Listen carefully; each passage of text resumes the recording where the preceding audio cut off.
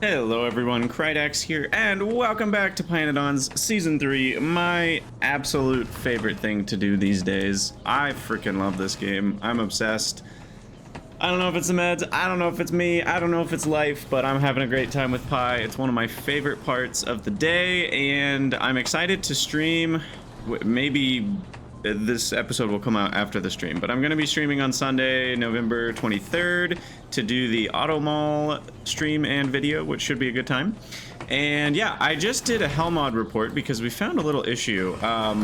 Nobody spotted this in the episode where we were playing with beacons. When you add a second beacon type, it does the thing that it shouldn't be doing because pyanodon's doesn't do it. It does the space age thing. When we add a second beacon, notice that the number of buildings required goes up. That's because it's reducing the effect of our first beacon, which it shouldn't be, because in space age, for each beacon affecting a building, you know, it increases or it decreases the effectivity of that what's the word, of the beacons. Of the total effectivity of beacons is reduced by the square root of the number of beacons, or multiplied by the square root of the number of beacons, divided by the square root of the number of beacons. So if we have, you know, basically one of these beacons and one of these beacons, in Pi, there's going to be no issues. They should both have 100% of their effectivity. But in Space Age, you would divide by the square root of 2. And that's what it's doing here. 80 divided by the square root of 2, 80% speed from this beacon. Actually, wait, no. What is that? AM5, FM2? Yeah, that's 100% distribution, which should be exactly 80% speed, but you can see we're only receiving 56.6% speed, which is 80 divided by 2 to the power of 0.5. So that is a bit of an issue. The only way to fix it for now, I did make a bug report. If you want to support my bug report with any additional facts or fun things, you can do that, but I think I can just add this. I can do 1 times the square root of 2, or does square root, no, square root probably doesn't work, 2 to the 0.5. I think I can do that here.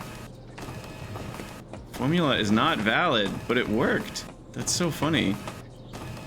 That is the square root of 2. Anyway, we can manually multiply our beacons by the square root of however many types we have. And that should kind of fix it, but it's very annoying because we're gonna have to do that for each individual beacon. Oh, I see. 1 times? Oh, it's because I waited. It's like trying to update it as I type.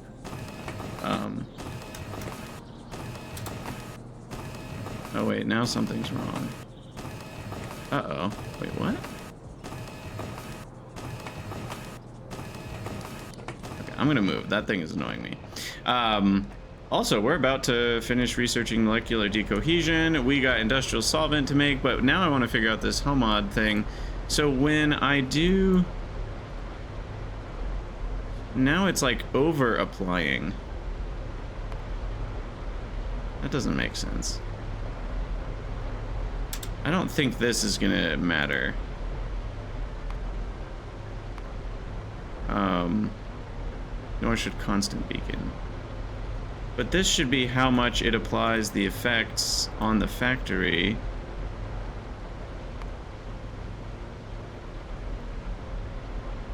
So why is it applying more effects now? It's weird. It's like it multiplied all the beacons by the amount affecting one, even when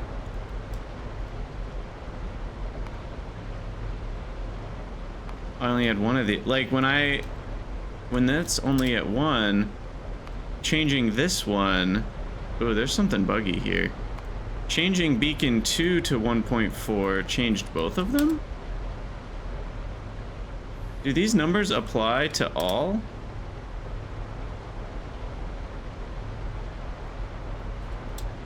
No, that only applies to that one. But this number seems to be applying to all of them.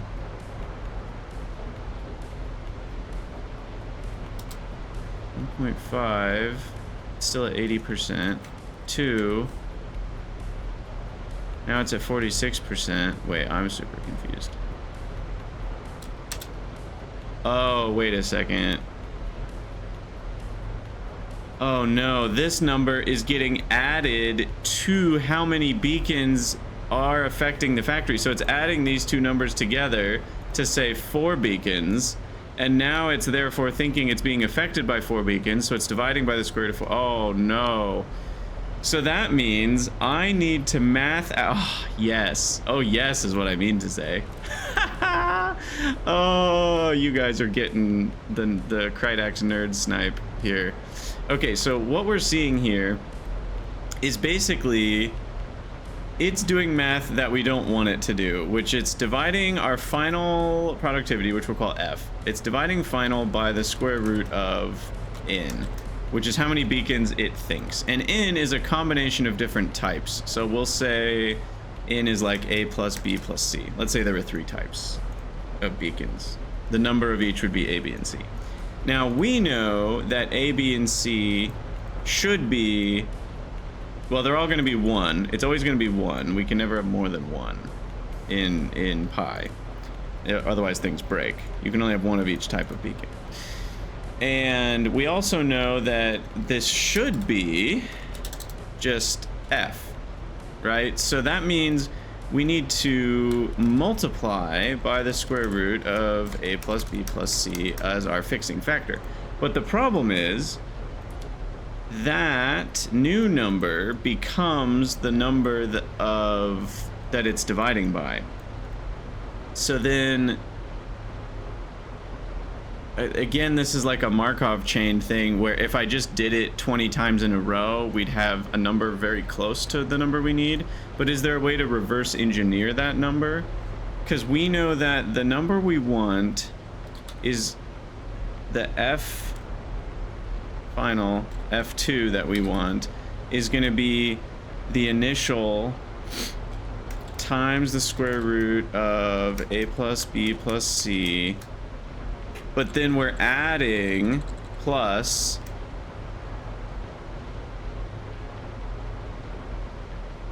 because the number of beacons we just added is going to be A plus B plus C times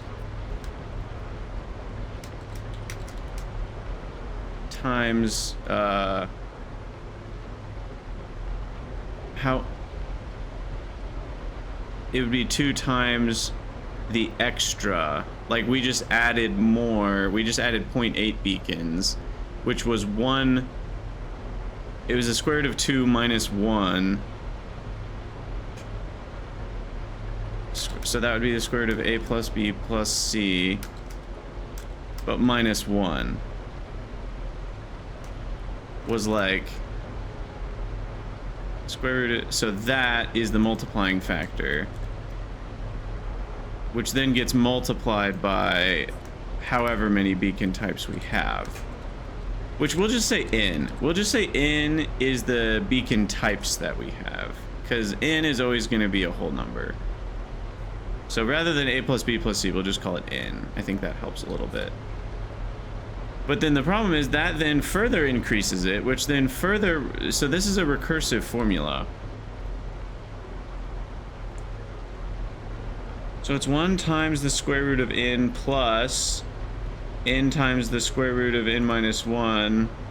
But then again, that's going to further increase it. Then we need to further decrease it. So we keep running into this recursive formula. So the thing we want, let's do it one step at a time. So F2 is going to be 1 plus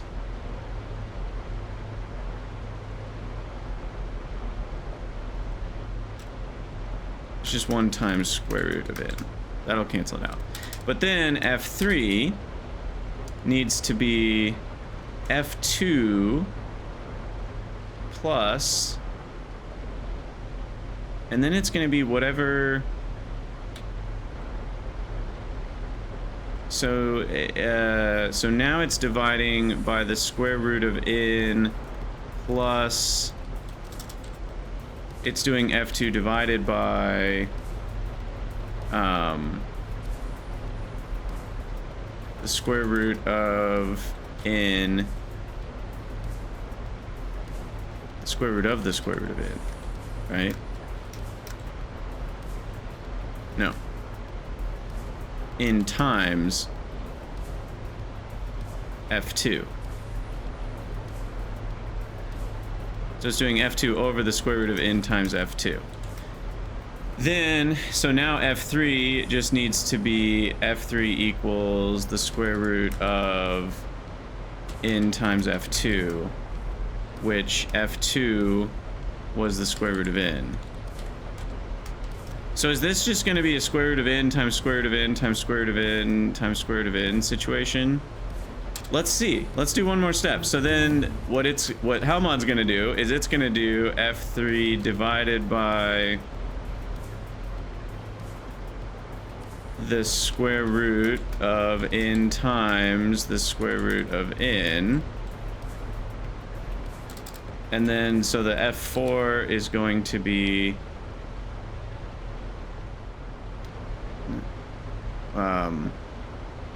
we want to be 1 times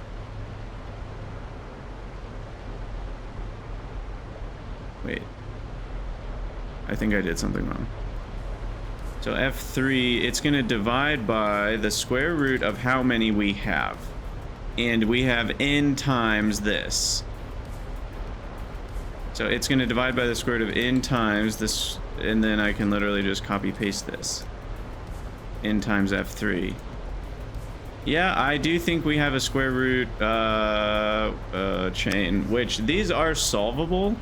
So then our F4 that we would want would be 1 times that. So we would say F4 is the square root of n times the square root of n times the square root of n times, you know, infinity.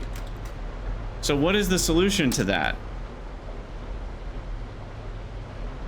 I don't actually know. There's got to be a way to unpack this. There's lots of clever ways to unpack these infinite square roots. If you write it out on paper, because we want our final solution to equal, let's just start with a number like 2. 2 times the square root of 2 square root, 2 square root, 2 square root. Like, is there a way to simplify this infinite chain? Maybe. It's a bunch of 1/2 powers. Huh.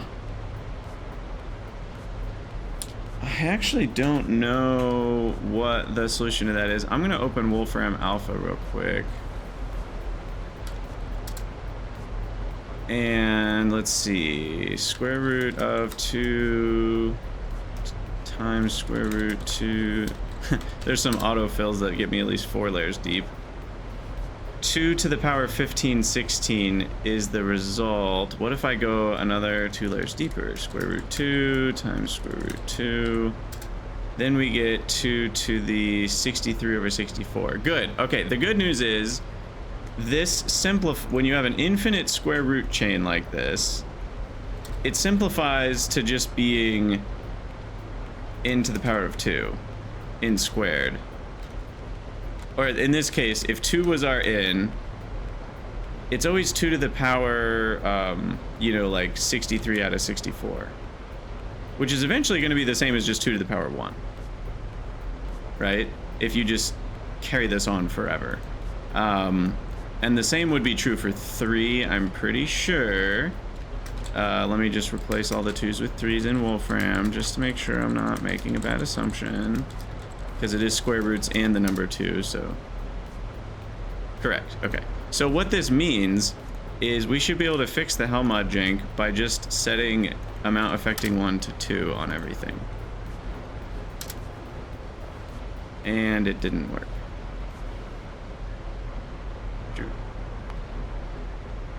Because now it should think there's 4 beacons affecting the factory, and divide by 2. Why did that not work? No! This was my brilliant solution.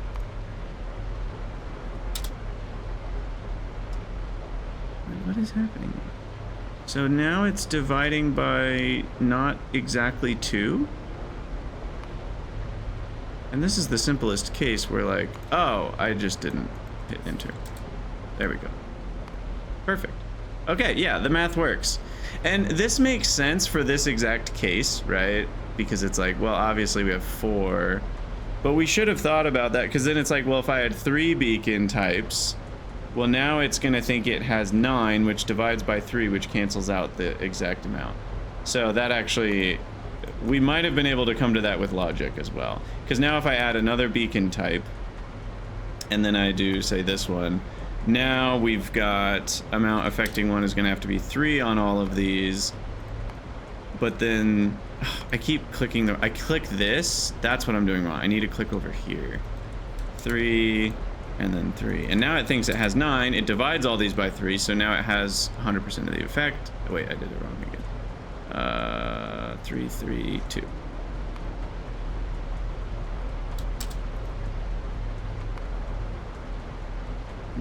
What's going on? 3, 3, 3. Oh, I added a speed module.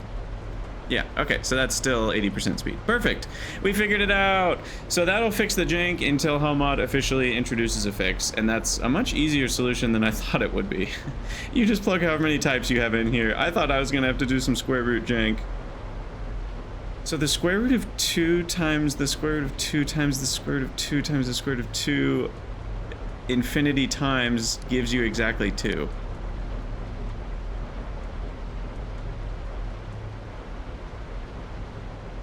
Here's why. Here's why. I remember the trick now. I remember the trick. It took me a second. Sorry, this is turned into 3 blue 1 brown without all the cool animations and without his beautiful voice. Highly recommend, if you're interested in math in any way, go check out 3 blue 1 brown. One of the best channels on YouTube for Krydax, at least. The production quality is insane. He's a great teacher. I like his ethos on math and learning and how learning math should be.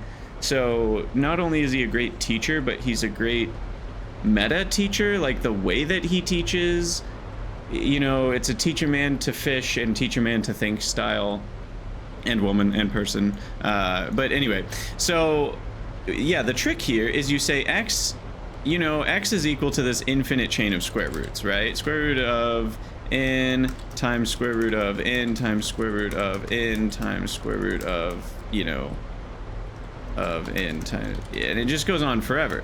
So since it's this infinite nest of stuff, then what you can do is you can say that this is also an infinite nest of the stuff, right? Well, x is equal to an infinite nest of the stuff, so you can just put x in here. Look at that, crazy, right? And now we square both sides and we get x squared equals, I don't think we have to worry about plus or minus here, n times x, and then we divide by x and we get x equals n. Ta-da! So yeah, it is actually that simple. Because x is an infinite thing, you just put x replacing the infinite subloop, which is still infinity. It's infinity minus 1, which is infinity. It's weird to think about, but it's true, and then you get your solution. Anyway, we've actually finished our molecular decohesion recipe, which means we should be, thank you for your patience with my math, we should be good to go on the fluorine now. But I've loaded meat. Oh, sorry, we have to change the recipe. This is cyanic.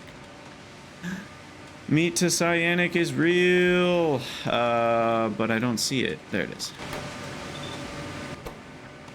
Yes. Yes.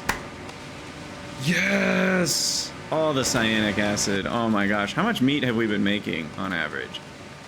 2 a second, 3 a second. So that's actually a decent amount of cyanic acid, because meat is 5 per.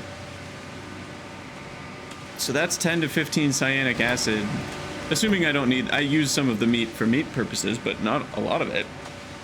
So this is a lot of free cyanic acid here. And we've also got blood to urea, which is huge. So blood to urea, we also want to set up. Is that done in these as well? I forget.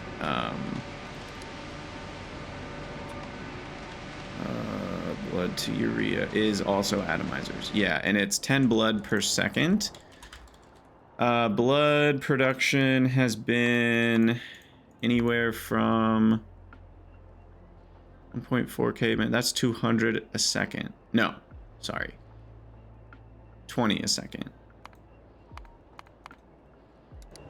And each atomizer we said can handle 10 a second. Okay, and these don't need to be located in the same spot. Oh, I forgot to merge that chest. We're not providing urea anywhere around here. So I think I'm gonna add another provider. I'll make it a multi-provider. I'm okay with that for now. And urea will go to 8,000.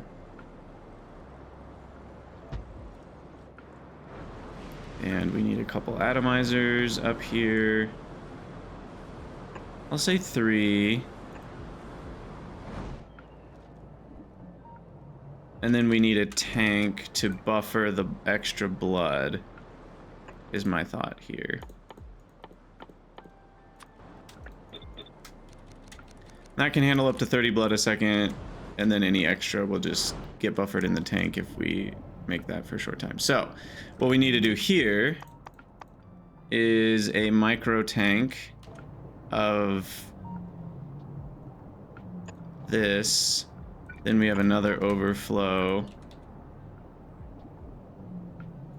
here, but then the micro tank will pump out into a, there's a fairly safe spot to go across. I think here is decent. Actually, I chose a terrible spot. How about here? There, to there, there, to there. Okay. So that'll go over. We do need some coal over here, which now I'm starting to feel like maybe I should have used fiber, because now we're just getting ash everywhere. But that's fine, actually.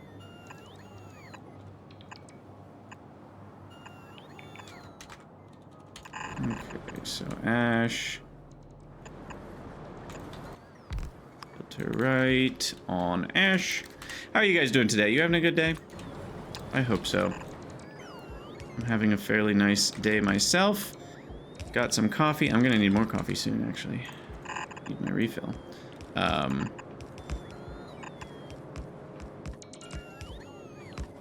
Oh, urea needs to be on that belt.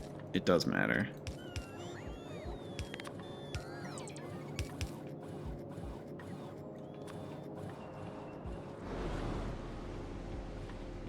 Okay. I'm very excited for... Oh, wait. I realized that we made a mistake here. Okay. Very excited for the urea here. This is going to be a lot of urea. I don't even know how much blood we've wasted. We've wasted an absurd amount of blood. I deleted the building, so we can't find out. Dang, I should have looked at that. You guys can go back in time and leave a comment and let me know how much blood we wasted, but it was a lot over the years. And now we won't waste any.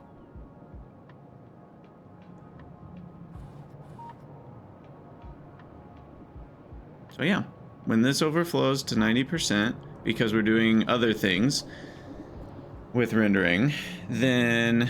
Wait, what's this connected to? Hold on.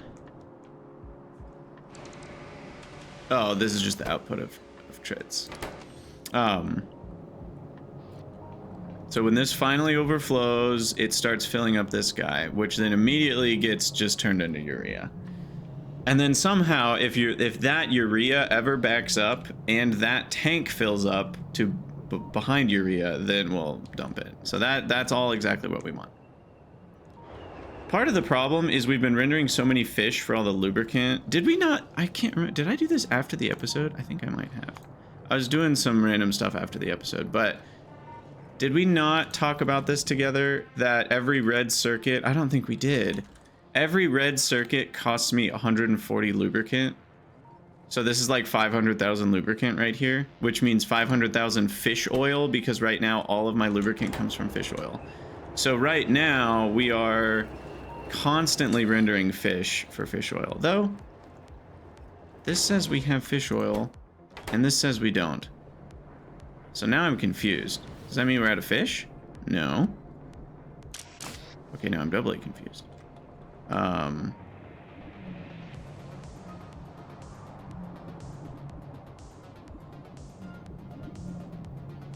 We only render excess fish oil into lubricant. That's got to be a problem, right?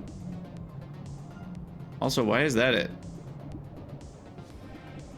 I'm super confused. Where's my main lubricant production? If not there.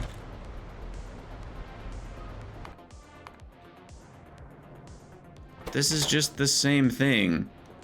Requesting fish oil. This is no different. Okay. Yeah, I definitely screwed that up. Thankfully, this hasn't gotten too much because of the way the overflow stuff works. But yeah, we want... So our desired amount of fish oil is 100,000 here, I think. Yeah. Which, this is only filled to 40K, which is what percentage full? I don't know. A fourth? 20%? So let's go to like 10% here.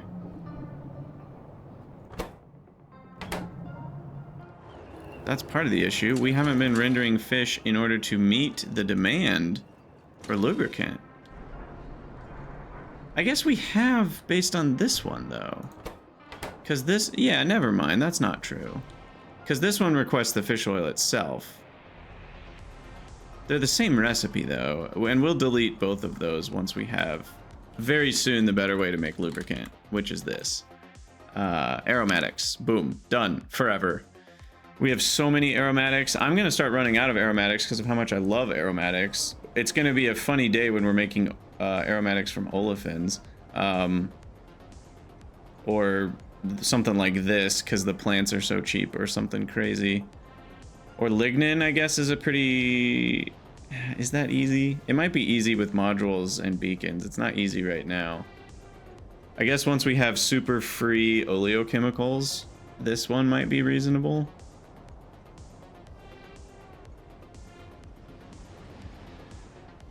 As I get better tar extraction plants, this will provide a decent amount of aromatics.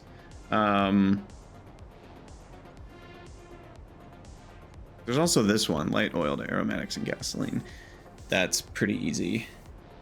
Which actually means tar is 70 aromatics if we want it to be, and gasoline and tall oil. So yeah, tar is really the key. You can make everything out of tar. Tar is the best. There's a part of me that wants to make a tar from nothing build. We could do a tar from nothing with this recipe. Logs, biocrud, red hot coke, steam, vacuum. Those are all doable. Red hot coke comes from coke, which comes from coal, which can come from wood. This recipe right here, wood to coal. So...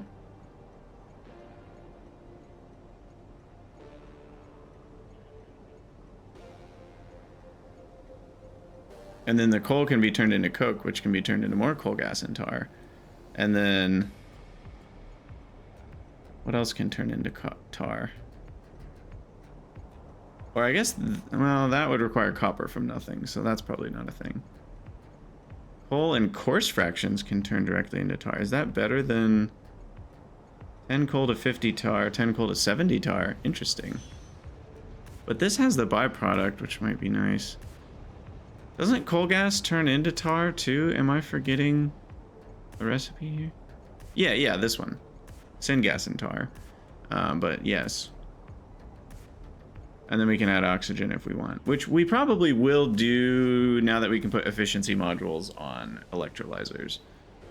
Without efficiency modules, this one was a little bit sus because you're getting you're basically turning oxygen into syngas at a 2-to-1 ratio. Anyway, let's work on industrial solvent. We'll go in our random fluids area. I don't think I've plugged it in anywhere yet. Yeah. Industrial solvent. Let's just type solvent.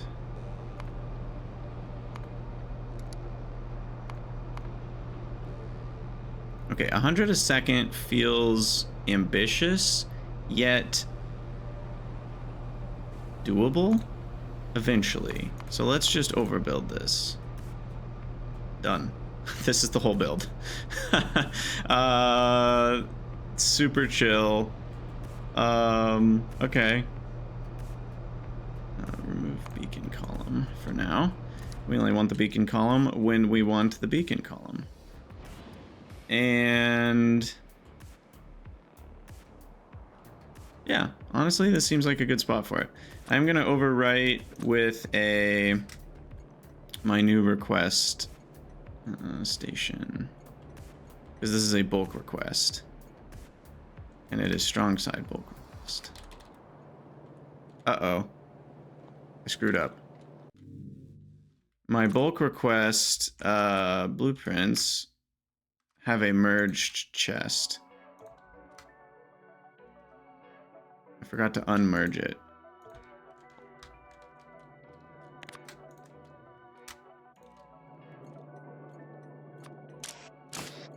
So that's gotta change. Strong side bulk request, new contents, bada bing, bada boom. I trust the parameterization stayed the same. I really hope it did.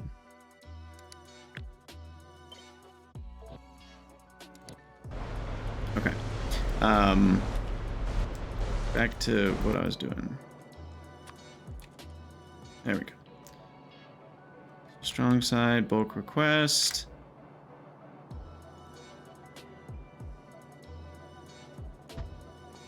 Wait, what? That one doesn't fit either? I thought we fixed that. Oh, shucks. I fixed the weak side, not the strong side for the other version. No! Yeah. Okay. That's bad, I think. No, I think we can fix this, actually. Maybe. To be determined.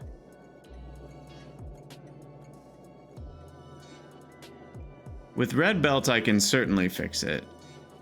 But can I fix it with yellow belts?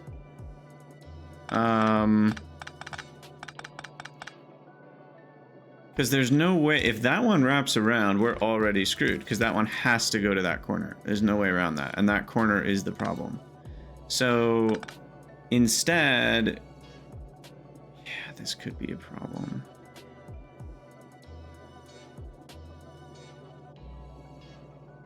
Oh, shoot. Everything's spaced out just wrong.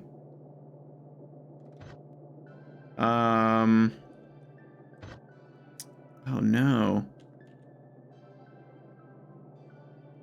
I guess I can put this further back, right? Maybe that's the fix here. Because what I can do is this. Oh no, that one's not long enough. I am gonna need red belts.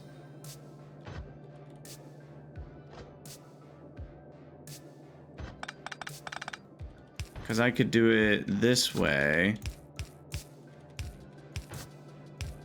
But then this one won't reach. Okay, well, we are introducing our first red belt, I think. Unless there's another way you guys can think of to do this. Because this has to be here.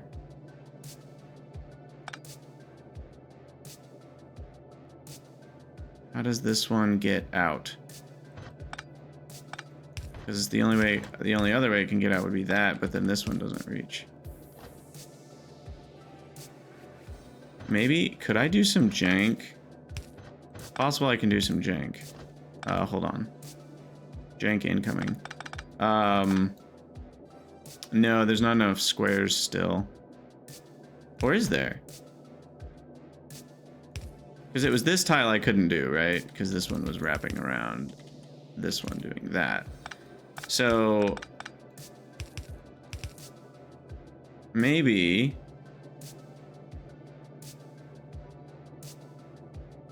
someone does that.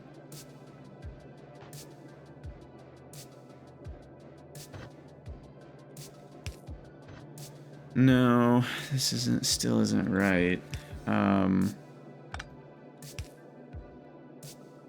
I was like, maybe I can get one lane from somewhere and the other lane from somewhere else. But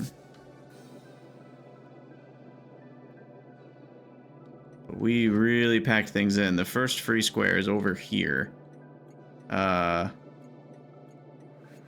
Again, red belts can fix this. I'm just really hoping we can do it without red belts. It would be a nice fix, but I'm not seeing it. The other thing we could do is shift where the chest is. Actually, can I do that? I might not be able to do that either. I could make the chest longer by 1. Would that actually fix it, or would that not fix it? If I made the chest longer by 1, then I can do this, and then I think I can do this. So yes, that does work. Is that worth it? Because then that breaks the other, that keeps them from being the same chest size. I guess I could change both to be bigger. I think I'd rather change both. Which means I need to find a new spot for the power pole. That should be fine. That can go right here. And then that can go 1 tile forward. And then we have the 2 loaders. Okay. I think that's my solution. Is we just have the chest a little bigger.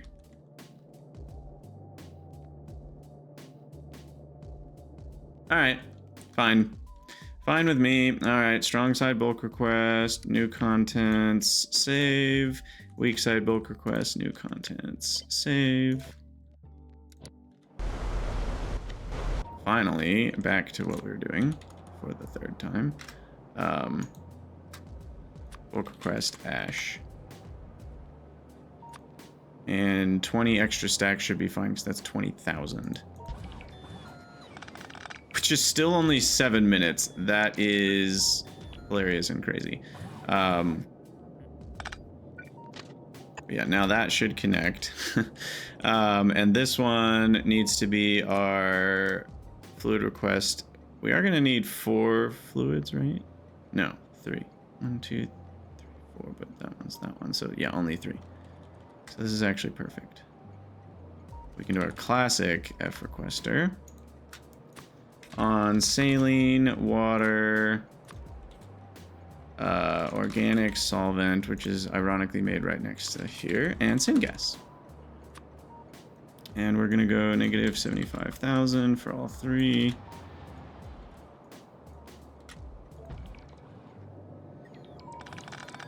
And let the bots figure the rest out. And the rest is history. Did I need the soda ash regeneration solution for anything else? I will find out soon.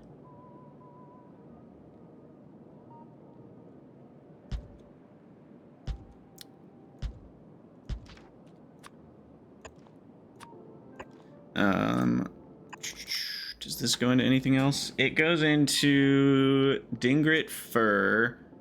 It goes into silver, lead, zinc, tin pulp stage 1 and zinc pulp stage 4. Yeah, we definitely are going to need those things. So we'll provide this as well.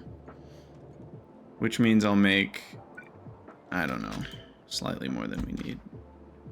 I'm overbuilding anyway, and these can be affected by productivity and beacons later, so I don't feel super worried about the numbers right now. And then connect the inline saline to here. Which one is the saline? The saline is this guy.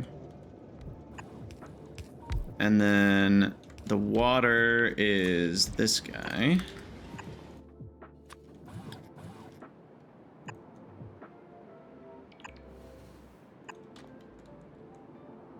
And then the mixers. By the way, I looked into the beacons. When you do the FM5 beacon, wait, that's the regular beacon. It's like, wait, that's bigger than I thought it was. I did not realize the big beacons were 5 tiles.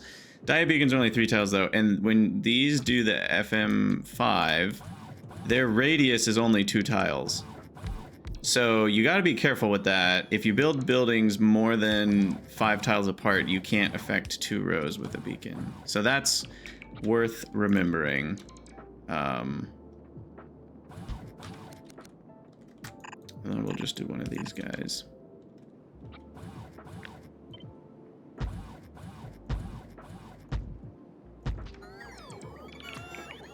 I don't know why I ignored having all this. Okay, so then the solvent goes here, and the syngas goes here, and the soda ash will go to multiple places.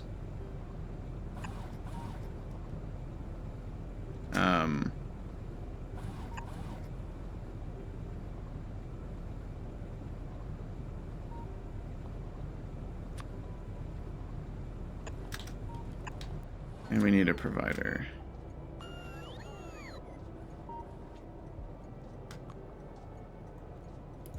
For solvent, not organic, but industrial, and soda ash. Regeneration solution. All right, and then the soda ash will get pumped into this tank first, and then we'll have, I don't know, this is just how my brain thought of to do it. There's other ways, but that should work. Soda ash gets pumped there, but then fills up these. Then finally the industrial solvent. There's a sprinkler outside. Uh-oh. I guess I can do this. There's a broken sprinkler outside my window, and it's so annoying because it's just made this constant hissing noise. Or they're testing the sprinklers. I don't know. It's either broken or they're testing it. It's one of the two.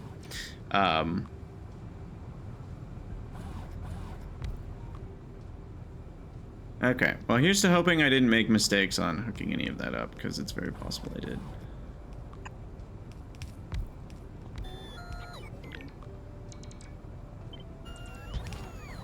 I think I can do every other, right? Yeah.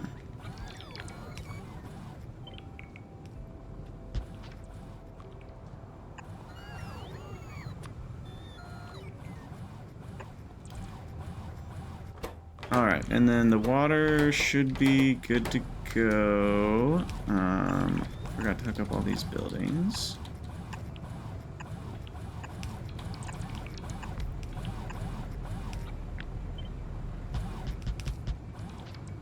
Okay. And then the ash is now the main factor in finishing this out. So then the ash, I forgot to merge the chest. And apparently this is jacked up. What's going on here? Oh, I think when I super force built, it didn't undo. I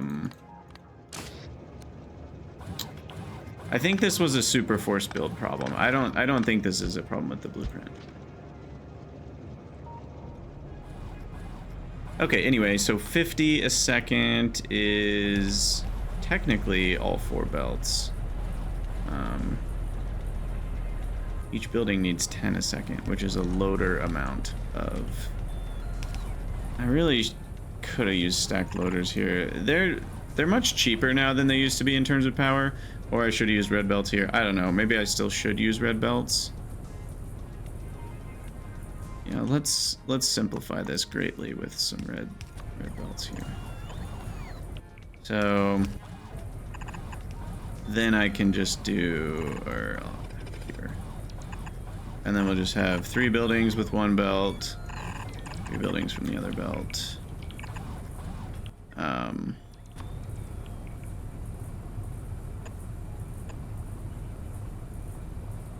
Yeah. And technically that'll be 10, 20. So at that point, this can be a yellow belt. No reason to waste resources here. And splitter, splitter, yellow.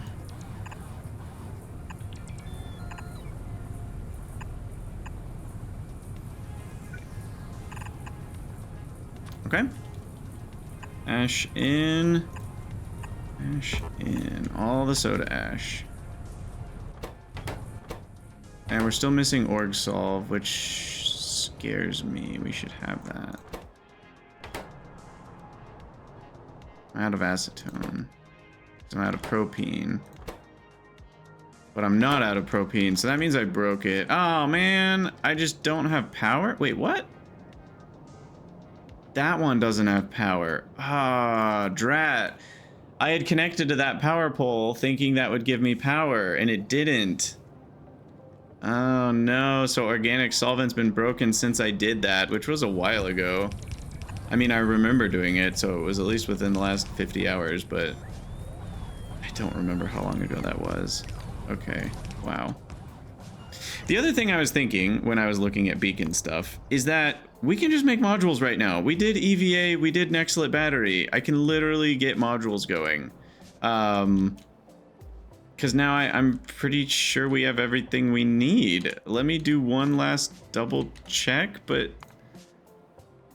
we've got the control panel and utility box ingredient. Like, we have all this, right? I mean, the Nextlit batteries are just available on trains. I guess I'm not making the Mark II electronics yet. Is that true? Am I making the Mark II electronics? Epoxy and iron is still missing. Probably just because I haven't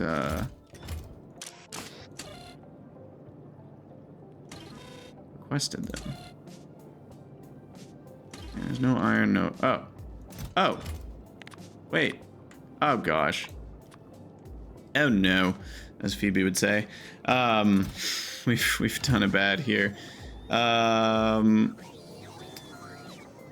Stop. Please. Please. You can only do so much damage. I'm just gonna do it this way. You're filtered on epoxy. You're filtered on iron. You're both wired up. Well, the good news is we've got enough epoxy for the epoxy lips. Ha ha ha. Sorry, that was bad. Oh, I can't wire it up until it's built because it's Force 1. How far are we from the auto mall? It's gonna take a second to get here. It's so funny that you can't do that. Just a weird quirk of the game. Okay, there's our first electronics, Mark II. Which then need to be provided, I guess. Do they stack to 200 as well, or just 100? Those stack to 100. I'm not going to need as many, so I think what I'll do is request electronics Mark II. I only need 100 here because that's a buffer. I think I'll cut it off, at least for now, at 1,000 to buffer. And then we need to provide it. Kind of forgot about that part.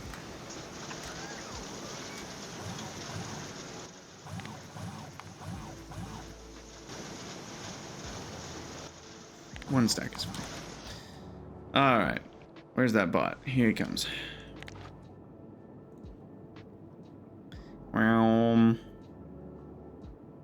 Flop. Alright. Chill. Chill, chill, chill. Okay. Now that's limited. A train is stuck. No, it's not. Just takes a second to unload. Pull your jets. Alright, we got the soda ash. And as soon as we have organic solvent, which is still not running. Uh-oh. Is that because acetone goes to... It might go to trains first. Yeah, yeah. Did we do a request acetone? We did. Yeah, it's going to have to loop around and get delivered by a train first. Okay. That's fine. In fact, it's happening as we speak. Assuming that's actually going to end up going here. And it is. It's so funny when trains do that. I think it's cute. Tier 2 trains are going to do that really fast. Their acceleration is so good. Anyway, I think I already mentioned this, but we can upgrade our fluid wagons with the Tier 2 locomotives, and that'll make a huge difference as well, even though we can't do the Tier 2 fluid wagons. And it won't just make a difference in the... What's the right phrasing? It will make a difference in the fact that even though we can only buffer 75,000 in these, and only 2 trains can be on the way at a time, well, because the new trains will get here sooner, as soon as it asks for 25,000, the amount of time it takes for that train to deliver the 25,000 becomes the throughput, right? The per second, like how many, you know, how much acetone per second can we actually receive via trains? That will increase by a lot just by having the Tier 2 locomotives. It's not going to double it, but it will increase our fluid throughput by quite a bit to have the Tier 2 locomotives, which is going to be pretty soon. I mean, we've already got, I think, all the ingredients we need. It's just some setting up of various things. And I think we're ready for nuclear now as well.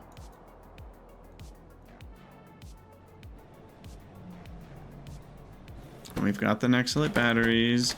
We're still short on Nexalit. But that's to be expected. I'm glad we saw that mistake.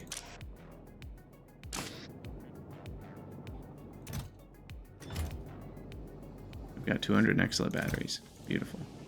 And we need 5 per control panel Mark II. Oh, God. So we need 5 Nexalit batteries per prod module, which is 3 plus 8 Nexalit. So we need 40 Nexalit per module. Okay, yeah, Nexalit's going to be an issue. Nexalit's going to be an issue. 40 Nexalit per module. No big deal, no big deal. But I want to automate modules, so that's what we're doing. We're going to need to request...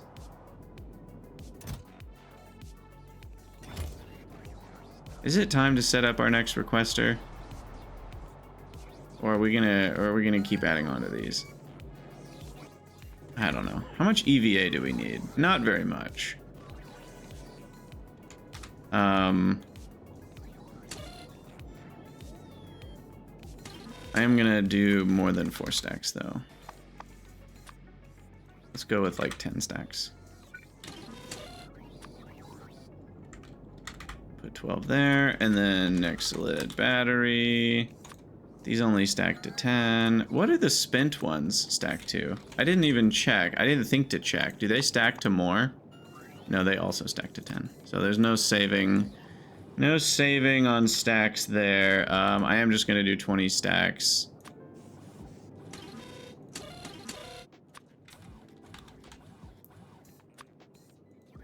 Because of how few there are. And then... I do have a blueprint for this. For a reason. EVA. 100.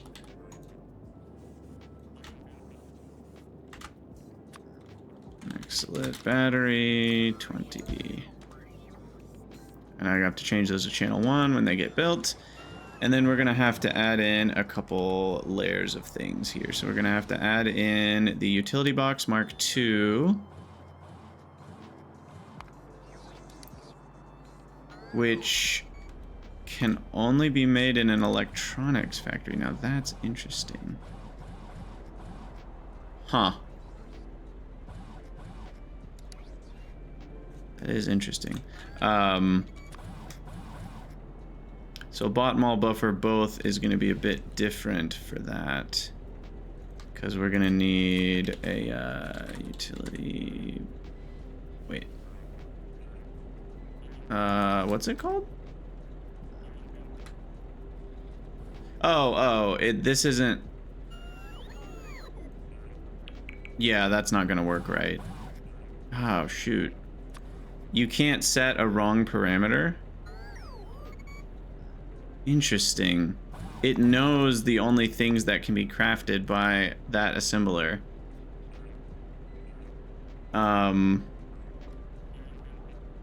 I'm just gonna have to go with it and replace this, and then put that signal where these go. And then we don't need that. But yeah, we're gonna have to remake a lot of these things once we have beacons.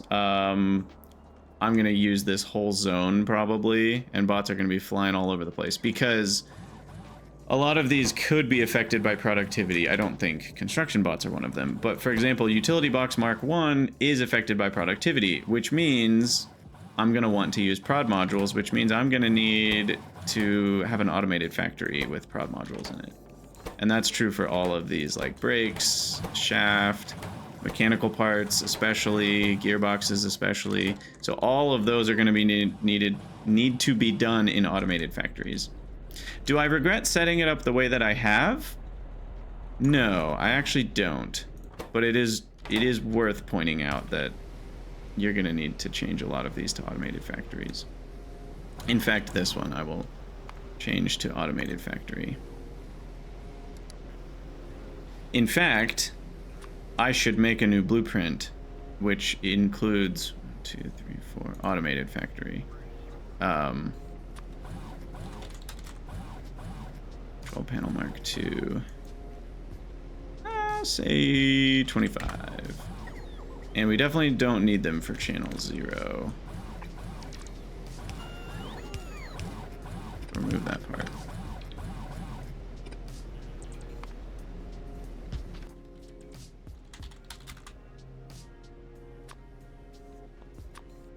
Wait, what? Oh, I clicked the wrong button. There we go. Okay, so this... Well, no, because now I screwed that up too. Okay, hold on. Hold the phone. You go there. We replace that with this. Though now I realize it doesn't need to look that way, because the building is very long. Long building. Scooch, scooch, scooch, scooch, scooch, scooch, rotate, scooch, scooch, scooch. All right, so we've got our channel 0, channel 1, and then a power pole. And I actually want that to go the other way around so we can see better. Though we're not going to be able to see the building above it, because I'm going to put all these in a line usually. But that's going to be our new blueprint for bot mall buffer both. But we're going to copy, for now I want both of them.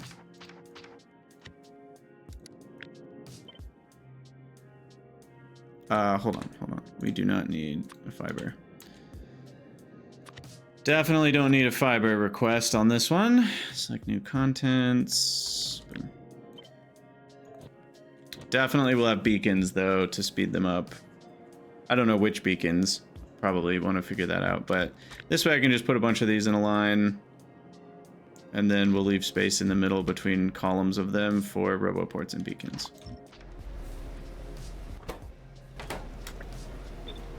This needs to be channel 1. I already did. Okay. What's the crafting time on this? 30 seconds. So 2, 3. That's 90 seconds of crafting. Should be good enough for now. This is a 25-second craft time, so 1, 2, 3, 4. That's 100 seconds. And I hesitate to believe this is true, but we'll do the 5 squares like we talked about. I think, with any amount of luck, we've officially automated our first productivity modules. And at least for now, I'm gonna put this at 1.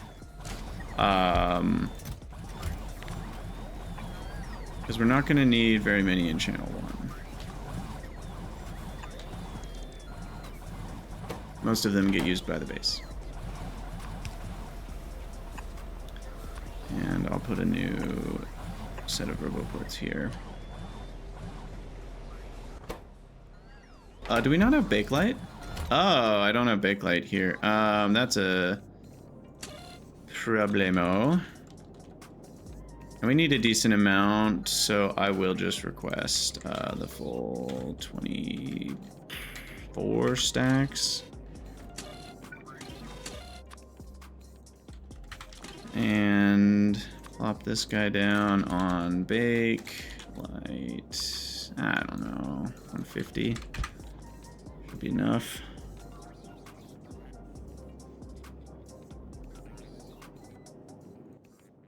We'll go 250. Logistics warehousing will be very nice. It will cut out the need for all of this. Just directly pull from the train warehouse. Now, it is sad we can't do merging chests for warehousing, so we are going to just need to use the provider warehouses as is, which means 450 slots. But that's okay. I'm not doing this in enough places where it's going to cause UPS issues to have 450s for just the bot channel areas. That should be fine. Okay, so now we're waiting a little bit for a bakelite delivery, and is that it? I hope so. There's the bakelite delivery, which should get these going, and past that, this is a 15-second, so 1, 2, 3, 4, 1, 2, 3, 4. That's 2 minutes of request. And I have none of those things available, so this one's not going either because we don't have advanced small parts. What? That's not true. I hope.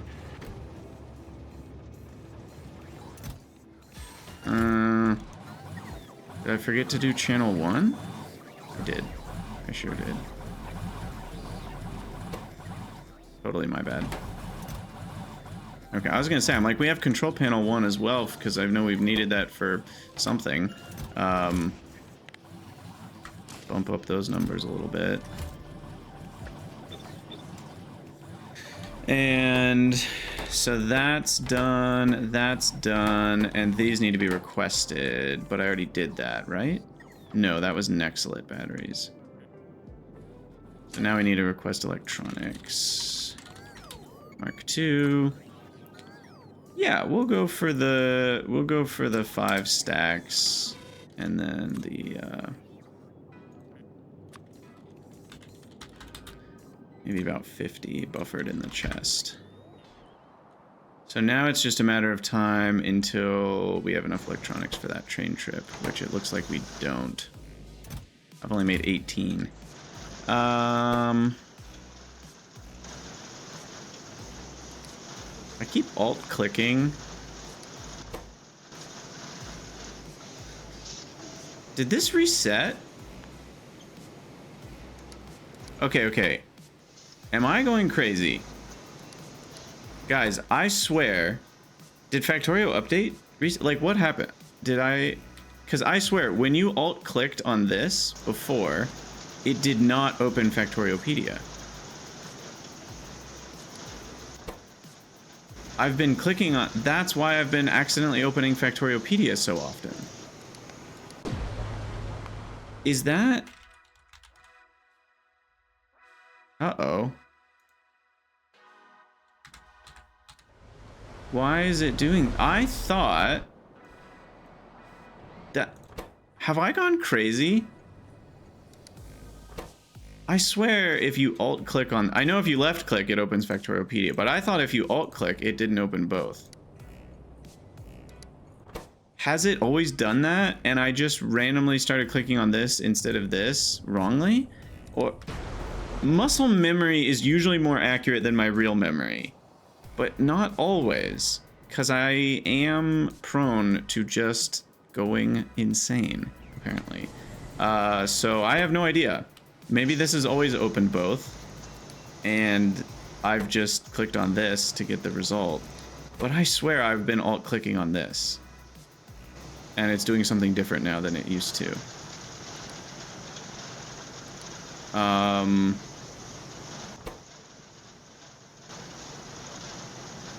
And the only thing that's changed is when we were doing the stream, Rygar, because recipe book hasn't updated.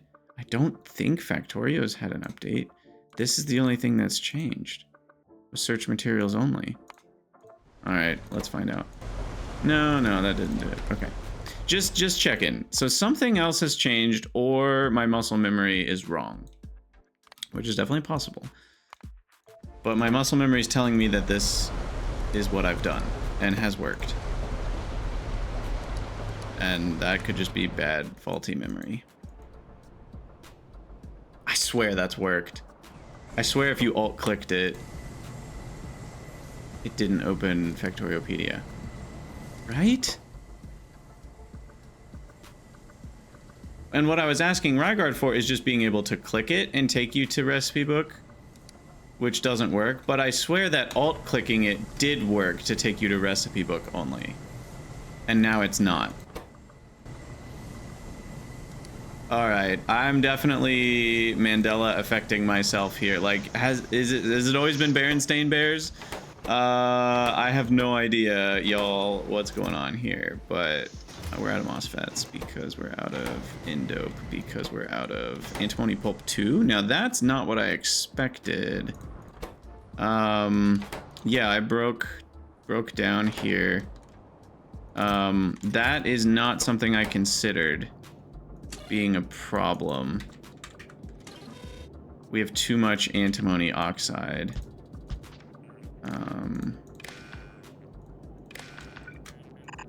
Solution 1 is increase the buffer size. Solution 2 is going to be literally to burn the stuff, because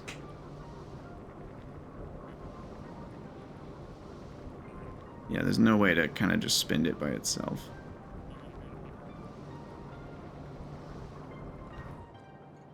I think the main problem is most of our antimony oxide is being used where it's produced. Like, these are still running. We shouldn't have these running at all. But I think they're getting used for our lead antimony alloy. So what we really should do is be requesting...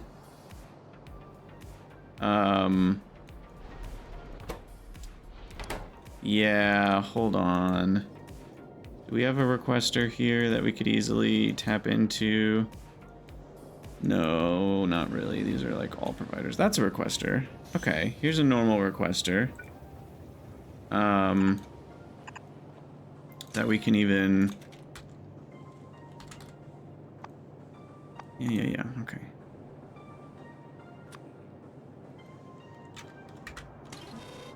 We can even glom onto here. Though we do need a check for how that's going to break this belt. Or no, I don't need to check that. I can just filter it off.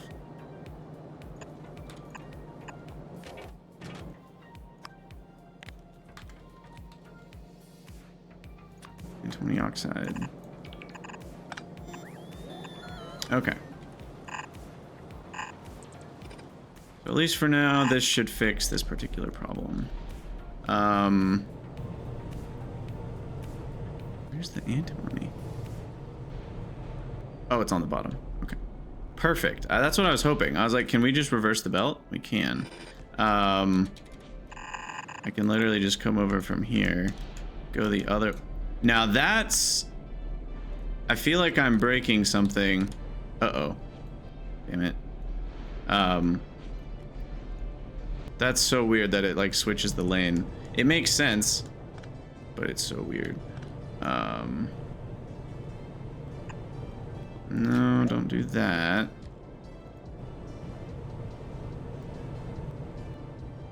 You just drag, it is smart, but it won't be smart when I get it to that square, so. Just gotta reverse it carefully.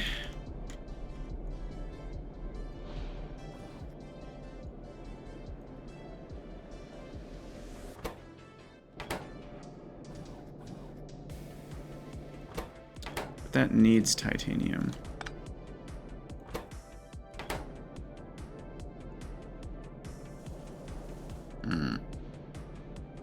Obnoxious. Wait, what's this?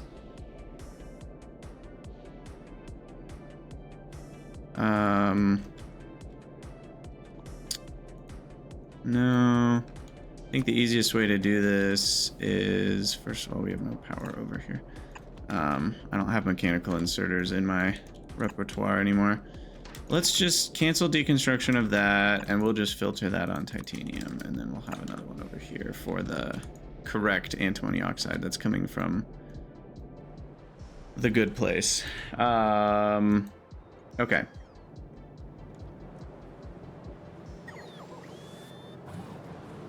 That should do it. And that should cause us to consume plenty of antimony oxide.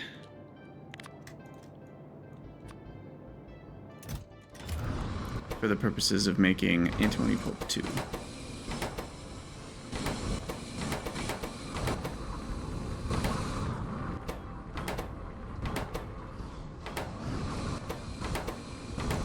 And these three consume 15 a second. Those make 12 a second, so we should be able to catch up here. Alright, there's our antimony pulp 2, which is only made at a rate of 3,600 a minute. How long till we have a train load full of it?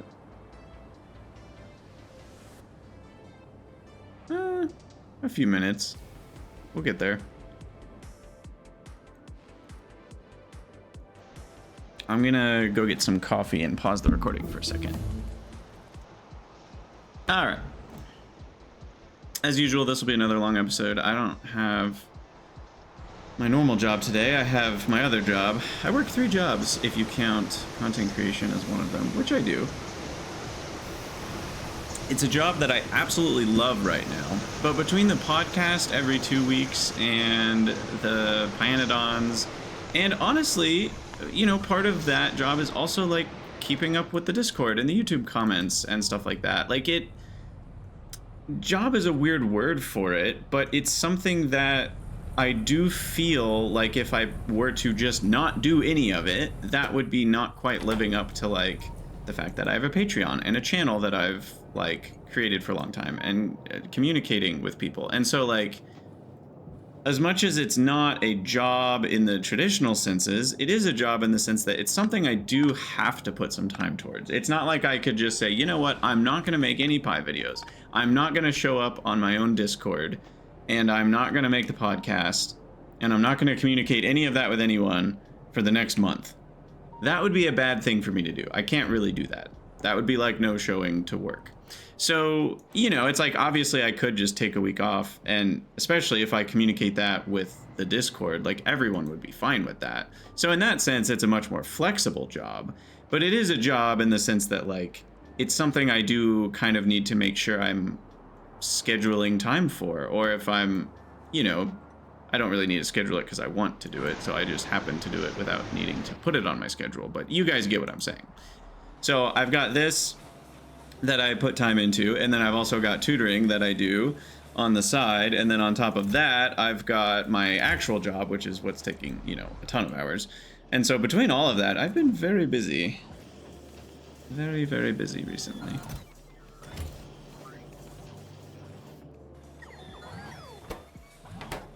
Alright, so why do you not have Bakelite? I'm actually legitimately confused on that. Did we not get a Bakelite delivery? Oh. Duh. Wow. Do you ever do something and you just feel kind of stupid? I do. In every single pyanodon's episode, I think.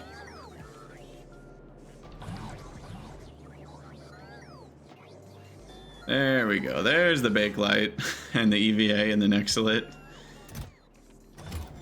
And unfortunately, the Electronics Mark II are going to be slow in the arriving because that was, we tracked that all the way back to antimony pulp too. So I think it's going to be a while before those get made.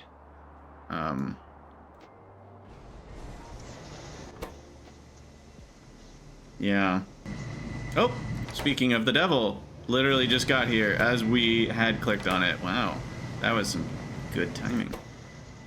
But yeah, I mean, once we have prod modules, it's going to be a pretty big impact, right? Because it's like 10% more circuits on 10% more transistors on 10% more wafers.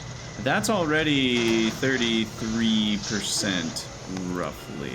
I don't know, what's 1.1 times 1.1 times 1.1? Yeah, 33%. So that's a pretty big deal, right? I like it.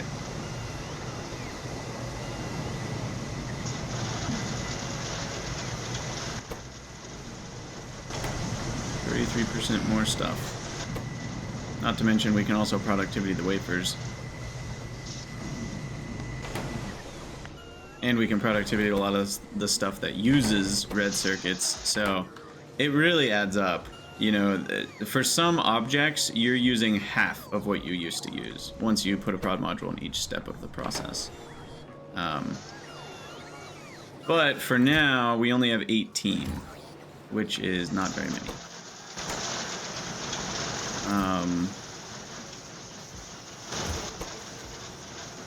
This needs 40 MOSFETs per. These only need one. Oh my god. These need 13 MOSFETs each, and these only need one each. So that is where all the MOSFETs need to go. Alright, well, because I want to see our first prod modules in this episode, I'm going to manually move some of the electronics over, because I would like to see our first prod module, which is so exciting. So exciting. I kind of can't believe it. We've played 325 hours to get our first module. Absolutely crazy.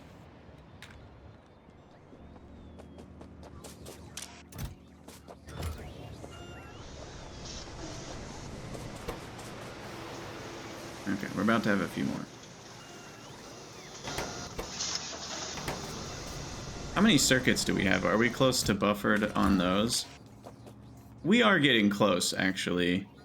So that will help, because then all of the resources can go towards Electronics Mark II. But then, of course, you know, as soon as that happens, I'm going to have some other thing that costs me tons and tons of red circuits or something. It's just the way of the game. But now... Okay, it's on the, it says deliver 3, so the bot's on the way. Where is the bot that's carrying these? Oh, I'm not on channel 1. Ow! Holy crap. I'm alive. I'm freaking alive. The boy who lived. Oh my gosh. Oh my gosh. That train was barely moving, and so it didn't kill us. Holy crap. You know, there's not a lot of times where you can say we've been hit by a train but not been killed. Especially when you're considering no shields. I guess the armor maybe saved me. It does block some physical damage. I assume train strikes count as physical damage. So it's possible I got saved by that. Though it's only 30% and 6 damage, and we didn't even go down to half health. So I might have survived even without the armor, but it's very possible the armor just saved my life. But yeah, here we go. Productivity module, crafting. Heyo! That's screenshot worthy right there. Man, oh man. There it is. There it is. And you'd think we'd put that in something fancy like red circuits, but no. This guy's getting enshrined. I think this feels more special than almost anything. This is a special item, and it immediately gets delivered to a special place. My train's out of fuel. That is actually hilarious. Gimme.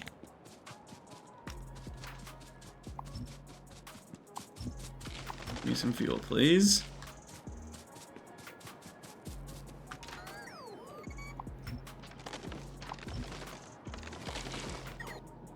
Alright. Let's try again. You know, when I have T2 locomotives, I'm gonna have to carry around more canisters. I'll probably just have bots deliver me canisters and take away the empties. In fact, I think I can just automate that right now.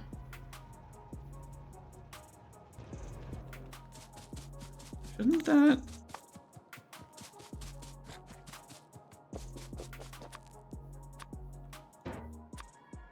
Oh, right. I gotta pull this one down. It's been a while since I've done that. It's been a long time since I've done that. All right. Our first prod module should take...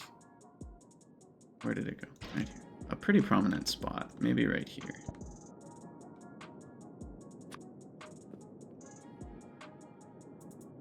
Yeah, that feels about right. We did it. We did it. Energy consumption plus 120%, by the way. So that's a huge energy consumption piece. So our base is going to be consuming power like none other.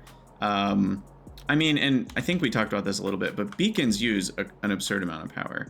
So the way the beacons work, I think we sort of talked about this, but just to recap, there's 5 channels for AM and 5 channels for FM, which gives you 25 different beacon kind of combinations. And you can only have one beacon affecting a building from any particular AM channel or any particular FM channel. So you could have 5 beacons. You could have a 1-1, a 2-2. All 5 of those could affect the building. Or you could go the other way, you know, and have like a 1-5, a 2-4, a 3-3, a 4-2. Any combination that works. The cool thing about how Hellmod has it here, and I don't know if it's just lucky, but it creates a 5x5 grid, which works nicely because it means that you can use any combination of beacons where none are in the same row or column. Because right now, the row represents the FM increasing, but the same AM, and the column represents the same FM. Now, what do the AM and FM do? Well, the AM and FM interact with... Here, why don't we just... we can kind of show rather than tell, which is always a good thing. I need to go outside the zone here, though. So yeah, you can see here, this is an AM1, FM1. Look at that radius. It's massive. I mean, we're talking like... How big actually is this? I actually want to measure. So it is 71 by... Well, it's a square, but... More than that, maybe 65? No, one more. There. So it's 67 by 67. That's huge. Absolutely massive. But you'll notice it only has a distribution efficiency of 0.1. Now the real beacons have double that. So the real beacons have much better... Real beacons cost twice as much power, but they have twice as much distribution efficiency. No. Yeah, exactly twice as much. Okay. Well, that's nice. So they're much more efficient for a lot of reasons. Because double the power giving double the efficiency of modules is huge. It'd even be worth maybe 5 or 10 times the power. Anyway, these guys have a huge radius, but do basically nothing. But they only cost 500 kilowatts. So this is a great way to get, you know, 8% more speed. Or, you know, minus 6% power. Well, you know, like, I doubt I'll use these ever, to be honest. Because they just do basically nothing. But as you go higher, in the AM... it decreases the radius by a lot. Sorry, I meant to do FM. So the FM going higher keeps the radius, but it massively increases the power draw. So you can see we go from 500 kilowatts to 4 megawatts. It's cubic, by the way. So that's, you know, this is times 8. This is times 27. This is times 64. This is times 125. So you can see the power cost goes up, but the distribution efficiency goes up linearly. You know, 1, 2, 3, 4, 5. So... the power efficiency is way worse, but I mean, you can get a full module with FM5 here. We can get a full module applied, because 2 modules times 50% distribution efficiency is 1 module, applied to all of this for only 60 megawatts. That's a pretty big deal. I will probably use this in some of my big builds to apply an efficiency module, right? Saving 30% power on a lot of buildings will often save me more than 60 megawatts if it's like a bunch of electrolyzers, for example, because those are costing, what, 10 megawatts a piece? Yeah, so if we had, you know, 20 electrolyzers, that's 200 megawatts. Now we're saving the 60 megawatts already. So if we had 40 electrolyzers, well, now this is costing more power constantly, but saving us power whenever they run. So that sort of thing is huge. And obviously, there are things that use far more power than electrolyzers. So that's increasing the FM, and then increasing the AM drastically reduces the radius. So you go from 67 down to, what is this, 50, no. 50, it's gonna be an odd number. Okay, it looks like 51. Yeah, we went from 67 down to 51. So drastically reduce the radius. But you increase the... so when you increase the AM, you increase the distribution efficiency, again, linearly, but they're both linear, so they multiply with each other. So this is like 1, 2, 3, 4, 5. This is 1, 2, 3, 4, 5. And, you know, you kind of multiply. It's just a times table on that. So by decreasing the radius a bit, you've doubled the efficiency, and you've only increased the power linearly. So this is a linear increase in efficiency and a linear increase in power, which is just obviously always good. So if you don't need the radius, you're always better off by going higher AM. So basically, you always want to maximize your AM to whatever radius you can live with. So in this case, you might not need a radius of 51, so you bump it up again, and now you're down to a radius of, I don't know, what is it, 30, 35? Yeah, 51 down to 35, subtract 16. Bump up AM again. Now you're down to 19. Subtract 16. I think it subtracts 16 every time. Well, no, that wouldn't make sense because then it would only be a radius of 3. And this is a radius of 7. So, yeah, it feels like the happy spot is probably going to be AM3 a lot of the time. Because that's a big radius. Like, you can affect, you know, potentially 2 rows of buildings. Whereas with the AM4, you're often only going to be able to affect 1 row of buildings. And probably only 3 buildings at that. Now, if they're small enough buildings, you can maybe pack it in just tight enough, you know, where it does affect both. But that would require the buildings to be 7 by 7 or smaller, which is some of them, but not all of them. Anyway, but yeah, and then obviously you can bump up the FM if using the extra power is worth it. It probably will be worth it in most cases to go at least FM2. Because that's still, you know, you know, you're in the 12 to 20 megawatt range. Depending on your AM level. And then FM3, you're starting to get into like, okay, this is a serious amount of power. You know, 40 megawatts, 50 megawatts, 60 megawatts. And then FM4, you're at 90, 100, and 160. FM5, you know. I will say FM5 is kind of nice in the sense that it's a huge radius and still only 60 megawatts, but look at these power costs. The max one, AM5, FM5, which is pretty swell because it gives you 5 modules worth of effectivity, but it's 300 megawatts of a constant draw. And now I fear my brain is going to be like, ooh, are we going to start making power switches to turn off beacons? It's going to make your base a lot more efficient if you do. But that's a pretty big mental overhead, though we could easily set up a blueprint for it. Where do I want to stand? My auto mall? Yeah. We could easily set up a blueprint for power switching and turning off power to areas of the base that aren't running. And if your beacons have such a big constant draw, that feels a little bit like cheating to me. So I think I'm not going to do it.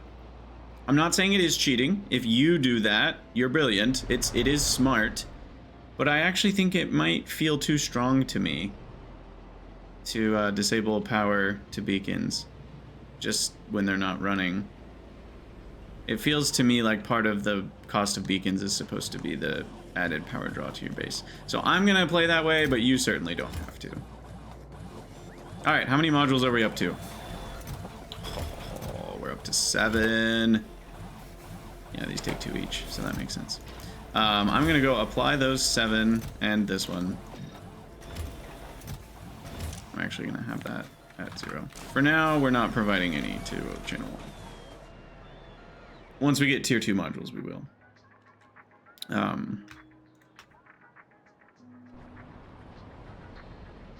When do we get tier 2 modules, by the way? I feel like it's not that far away. Yeah, it's only Pi 3. We say only, that's still quite far away, but relative from tier 0 modules, which is not having them, to tier 1, I think we're closer to tier 2 now. If that makes sense. Yes. Okay, so first modules are gonna go in these buildings. Boom, boom. Then we're gonna go in MOSFETs. Then probably the N-doping, the PCS. Let's do, oh, I'm already out. Maybe not these then. No, the zinc acetate is pretty, what's the priciest thing, I guess, is the question.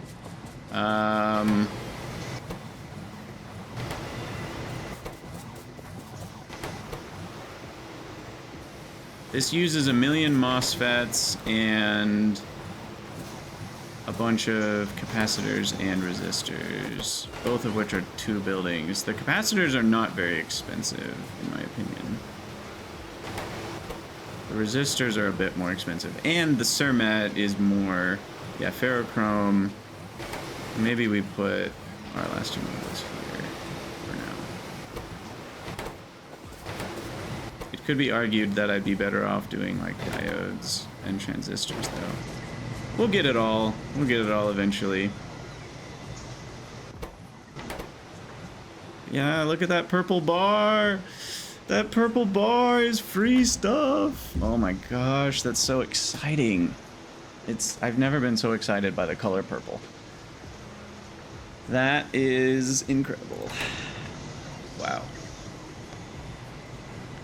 It's possible that I would have been better off even putting it on like science. Though, I don't know. Science is already running, so if we want more modules, we should start here. Wow. I wanna see my first bonus production. It's gonna take a second to get there. Looks like we're not getting enough tinned cable. Are we... Is this a rate issue?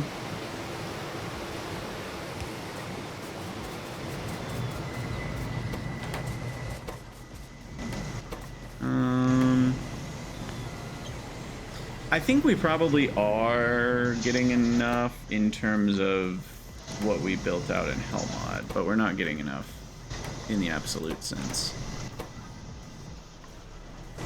Yeah, it's as fast as we can make it, so we'll just have to be happy with that. Alright, we're halfway to our first bonus freebie red circuits.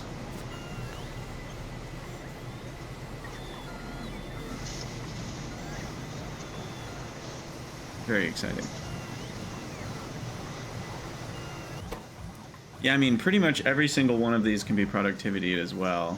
So, you know, you think about the cost of each red circuit and it goes down quite a bit once you put things in all these.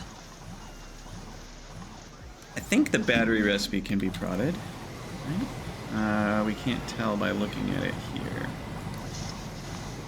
Maybe Rygard will add that soon.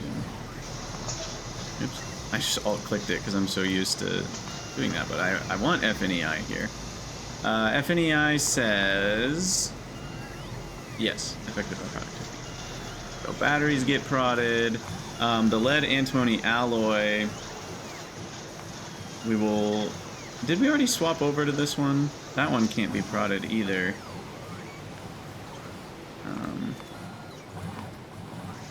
Antimony oxide can be prodded, but can BOFs have prod? I actually haven't looked into that. If they can, it's risky. We're gonna need beacons. And can BOFs be affected by beacons? Oh, power is a problem. Yikes. Oh my gosh. Look at that. Can BOFs be affected by beacons? I don't know the answer to that question. I think we can look it up, though. What am I doing? I'm looking for BOFs up here. Yeah. So they can have prod modules, but that increases their fuel consumption because they consume fuel for power instead of electricity. So then I'm imagining that it tells me in here that it can be or not be affected by beacons.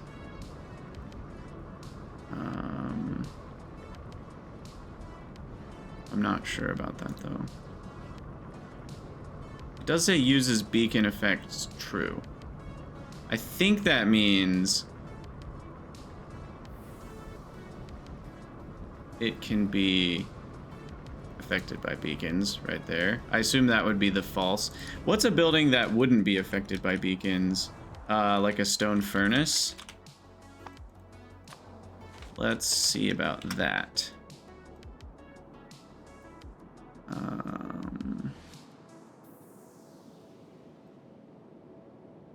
Oh, what was it called that I was just looking at? Does this one not even have it? Oh, this is a ghost prototype. Whoops.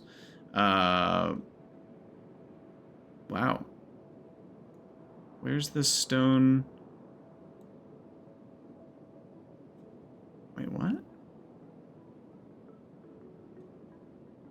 When you control Shift F on a ghost, does it not know what ghost it is?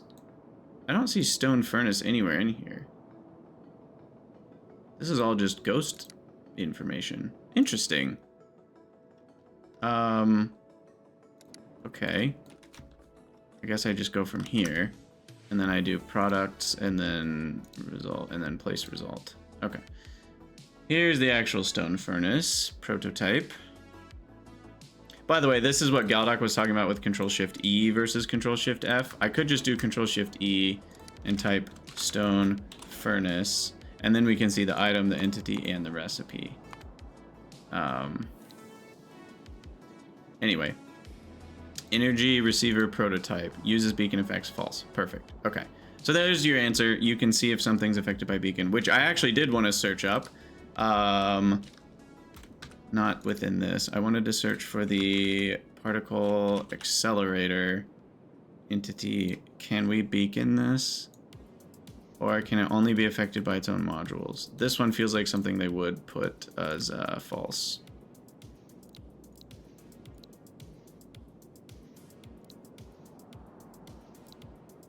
Okay, we can beacon them. Okay, never mind. We're good. So yeah, particle accelerators, using the amount of power they use, definitely going to want to beacon those ASAP. Power is questionable.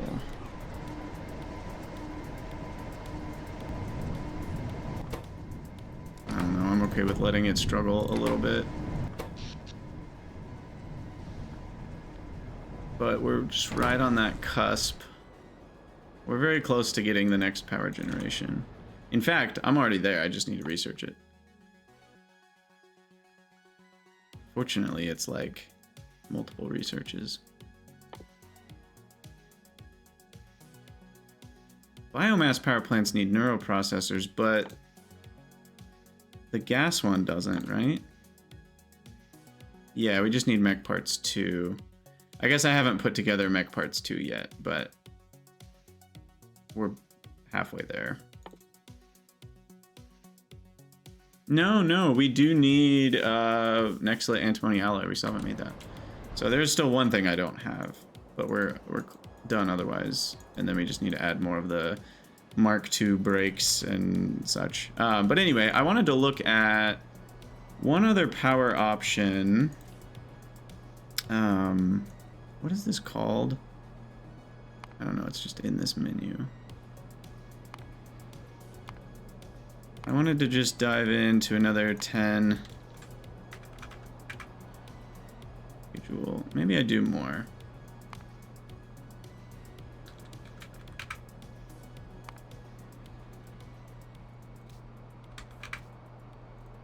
What is the exact amount here? It's very specific. I was curious about 0 input. As much as this one's not very expensive, although I've messed with the beacons here, so those are all backed up. Now I'm curious because these beacons are wrong. What if I had actually done the beacons correctly? So let's imagine that world. So we do that. So we've got a 4-3, and now let's add a 3-4 on efficiency. And now we got to do 2 and 2. Okay, so we're still at consuming double power. That's very bad. That's never going to work. I could even do a 5-5 and I don't think it would cancel it out. Well, let's see. Just for fun. 5-5. Efficiency. Now we gotta do 3. 3. 3. And we're now... Oh, well, negative 40%. We got close, but yeah. I don't think we're gonna be able to get... At least not this... a 1.2 efficiency. Maybe I could do like a 2-2 on speed.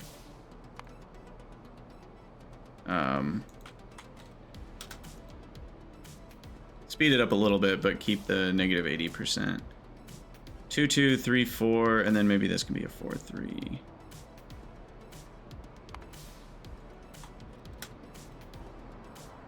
No, that's still not good enough. Maybe a 5-3. I'm changing the wrong one. 2-2, 3, enter.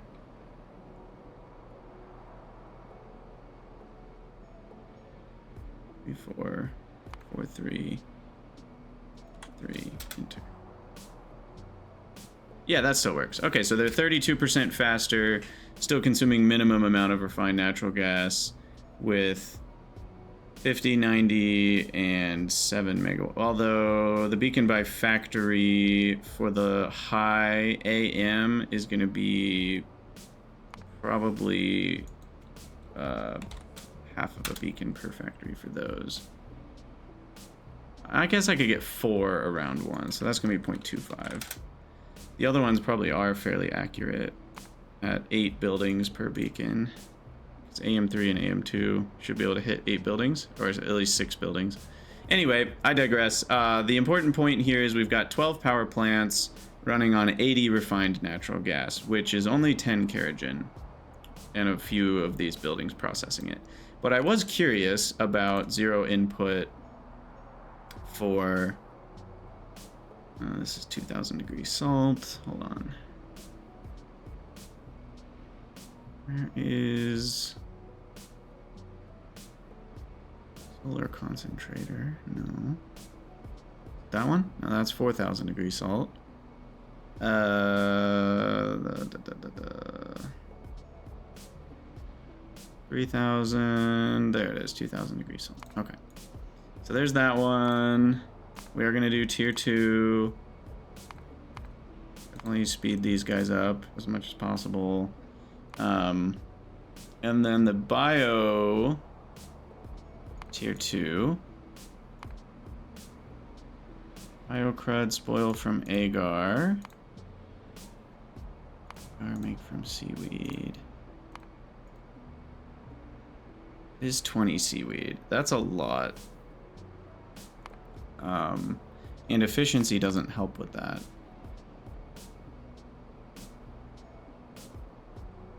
Because that's actually part of the recipe. So I'm a little less confident about this being a good path. You can save a lot on the wood. Oh, we already are saving though. Let me get the beacon added in, I guess. So 60, we need to subtract 20 more. So we need to have 40% effectivity, at least. Let's just use these guys. Okay, so that gets us down. So, I mean, 20 wood a second for 20 gigawatts is kind of hilariously low. And I could use fiber instead if we wanted, but... And remember, this is going to be the saw blades eventually. So, there's that.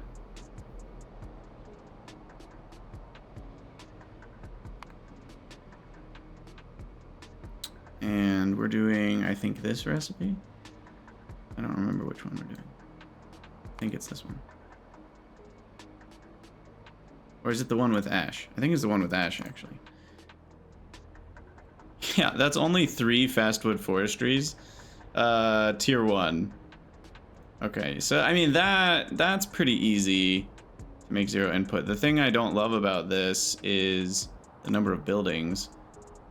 We were able to get this down to 12 buildings, maybe about 15 if it wasn't speeded. And this would be 20 for the same amount of power. I guess that's not that many more buildings. So the real problem then is the agar. This is tricky. Now, do we do speed in these so we don't need very many? Or do we do prod so we need less seaweed? Let's see how bad this looks.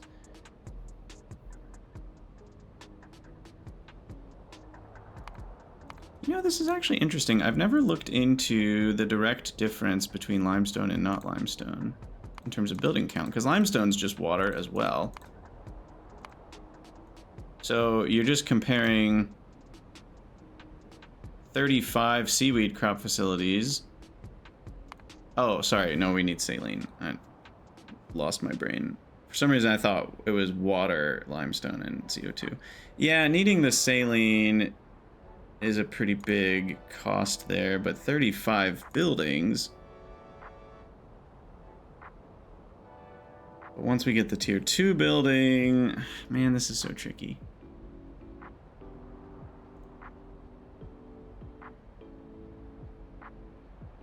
Because as far as zero input goes, this feels like a lot more work than just 10 kerogen already.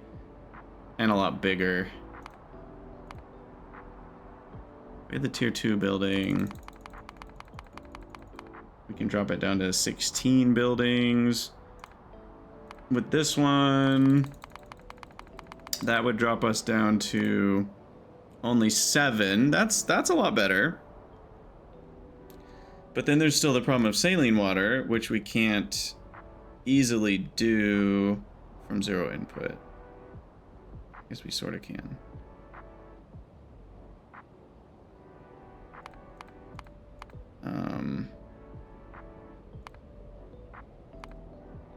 Because can't we do stone from nothing? We can do stone from iron. I don't know. This feels bad. I think we'll just stick with the original plan. I think the refined natural gas is the way to go.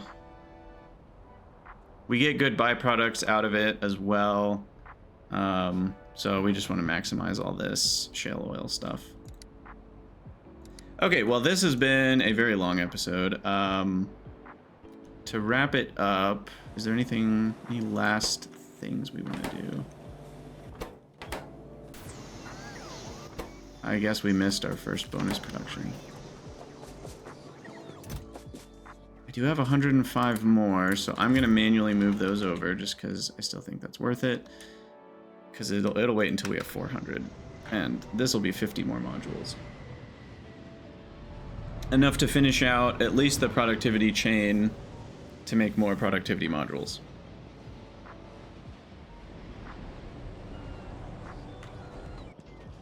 Which is important.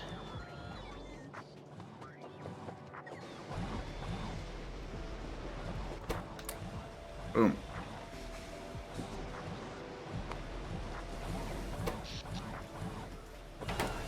Yeah, I don't know. Power's going to be interesting. With all the beacons, 10 gigawatts is not going to go as far as I think it will. In fact, 10 gigawatts we're going to eat up 10 gigawatts in milliseconds.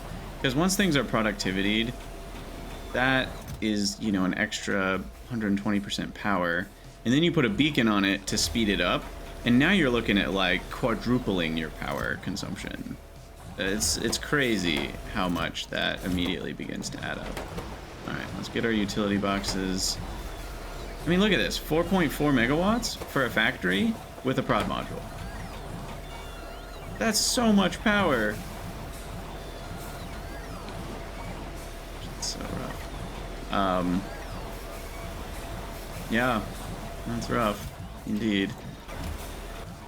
Alright, I am going to open up my spare power floodgates for a minute here. Shift, mouse button 4. That's my push button hotkey. Spare power's been turned on. How long will that last me? A minute, 10 minutes. It'll last at least 10 minutes, I think. Right? 60 a second is 3,600 a minute. Yeah. So 10 minutes is 36,000. About 20 minutes at most if this is full speed ahead. Alright, 4 modules.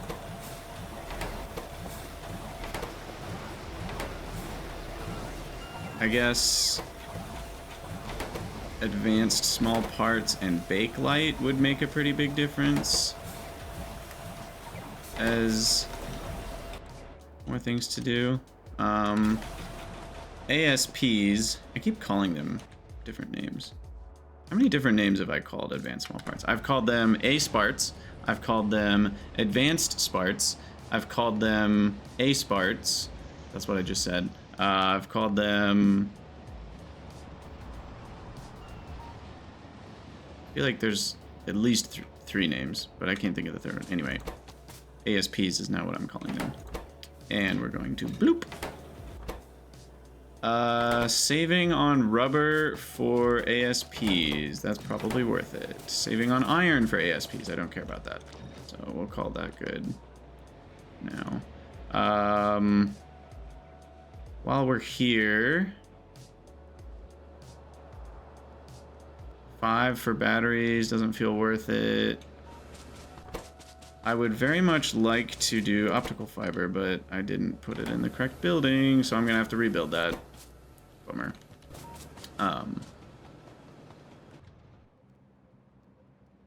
Stainless steel? Can I do that? No. No, none of these can be prodded. Cool. What I can do, though, are these affected? No, that's the real question. Are these affected by beacons? Because efficiency on these means my fluid fuel woes are going to disappear. More so on the glassworks than these, but they both matter. Where's the button?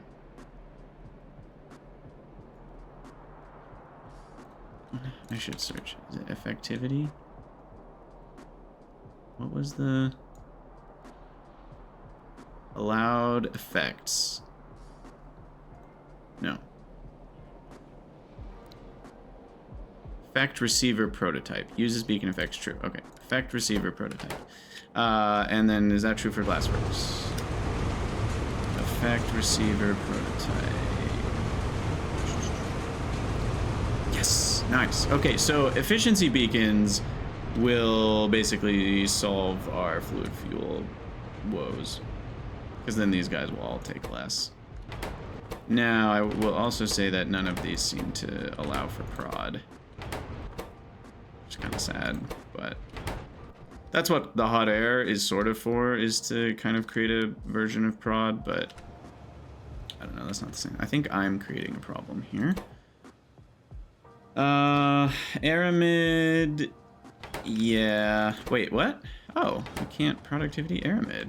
That's surprising.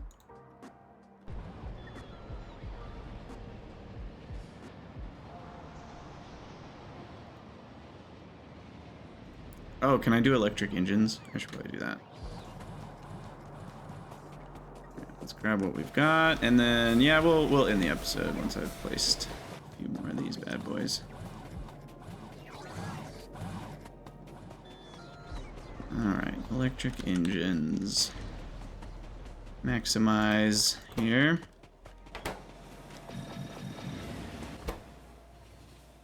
Make them slightly cheaper.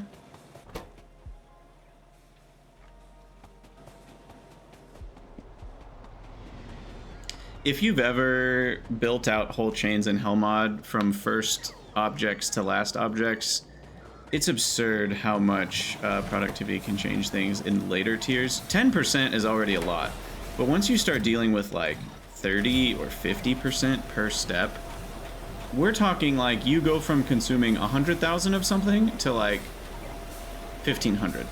You know, I mean, sometimes it's 2 orders of magnitude that you're saving. It's crazy how much productivity matters. With only 10% per thing and only 1 module per building right now, even if I were to place them all around the base, I'd probably be looking at a lot of things that are in the 40 to like 70% range of improved output. What's going on with our trains? Look at this. Yikes.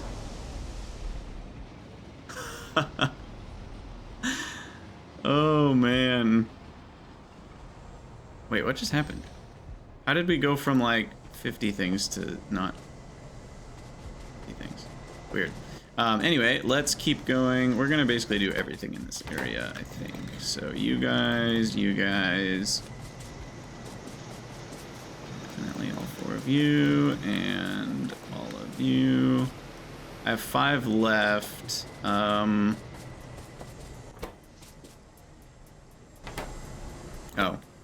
can't put those there. Nylon. This would say affected by productivity. Yeah, so we can't do nylon, so there's no reason to build that in a bigger building. These are saving copper worth it, probably. These need to be rebuilt if I want prod. Tin cable, and finally these guys. Perfect. And boric acid cannot be. So that actually is exactly the right amount. This whole area is productivity, which is super nice. But we don't have bakelite. Or solder. Wait, I'm out of solder? Now that's surprising. Is it just a train issue? It could be a train issue. Let's find out. Solder. No, we do have a molten solder issue.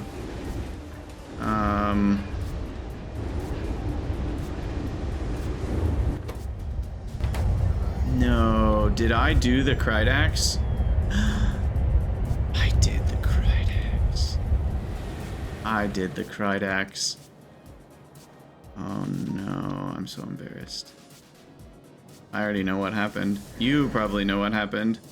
Because you, the astute viewer, left a comment saying that I did this. And I did. Oh my gosh, I cannot believe I did that. I even literally was like, oh, I need to reroute it. And then just complete, oh my gosh. Oh no, Crydex, why are you like this? Oh, Sam is something we need prod on ASAP for sure. Okay, we'll work on more of prod module stuff later. I just wanted to get, for now, I think we're done, right? Is there anything? Can we do Bakelite, I guess is my last question. We can. Yeah, let's get Bakelite prodded. That's a pretty big cost in the whole chain. And then we will get out of here. 2-hour episode. Congratulations. I would have split it into multiple episodes, but I'm already recording too many episodes, so I can't do... I'd rather do... I think I already said this, but I'd rather do like one long episode than like... Or even 2 long episodes in a day. I'd rather do that than like release 3 episodes in a day. Triple headers are not... Probably not a good idea. Okay, there's 16 more. This should be enough to get Bakelite. Done. Our base is really screaming now. Consuming those electronics Mark II. I guess we could get green circuits prodded because those kind of go into everything. Mechanical parts should be prodded tier 1 as well as tier 2 as soon as I have it, but for now we got these guys. And seems we're short on phenol. We already knew that though. At least for now, this will get me slightly more phenol.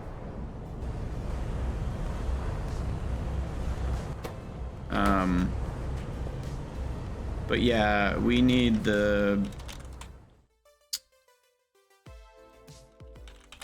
cumene recipe ASAP. Cumene to phenol. Yeah. Apparently I'm incapable of ending the episode because now my brain just said fuel oil. How's fuel oil compared to nat gas? I think I already looked into this. It's pretty similar. But let's just double check on it. Where is it? This one. So the oil version is fuel oil. And if we were to minimize the cost of that, it doesn't matter what beacon, as long as we're down to 80%. Basically the same in terms of number of units. And I think the same in terms of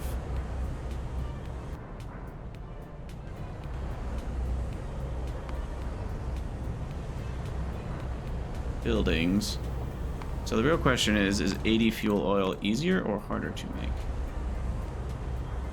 Wait, when do I get shale oil to fuel oil? Is that a thing?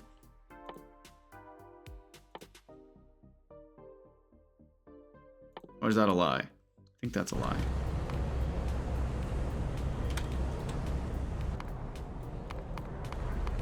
Yeah, that's a lie. Okay, never mind. I was like, that seems busted. Yeah, it doesn't exist. Or that one? Wait. Did that one exist? Oh, they're both a lie. I was looking at the wrong one even. Okay. I was gonna say, either of those would feel busted, but they don't exist. So, this would be the one I'd be doing. Those are all insignificant amounts, and we're looking at only 30 stripped distillates a second. Those pretty small amounts of stripped distillates. I don't know. Which one's better, the nat gas version or this version? They're both pretty chill.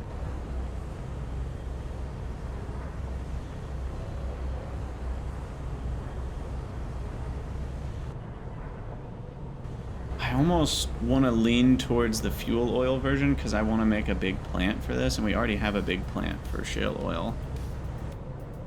So I actually kind of want to lean towards this because we're going to be needing strip distillates for other things too, including the phenol we were just talking about. So that it would be pretty easy to also make the fuel oil with this route. None of these can do productivity though, that's worth remembering. But we can beacon these things to make them faster. So yeah, I think I'm actually going to make a big crude oil plant to fuel oil now that I've looked at this.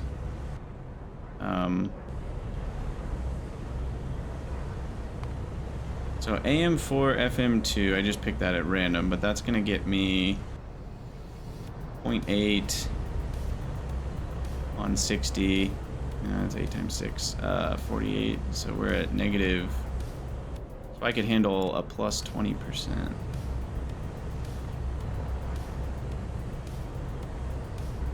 So I could do like 50%er. Or I could do a 40%. I could do this guy on this and this, and it should be a little bit too much. But you get the idea. Actually, wait, these numbers are wrong. So who knows what's going to happen here when I set them correctly. Ah, yeah, we're good. So there we get an extra 16% speed out of it, which seems probably worth it. That saves me multiple buildings. I think it saves me 2 buildings from not having done it. I don't know, is that worth it? You tell me. Either way, that was wrong too, apparently, because now we're down to 68. Cool.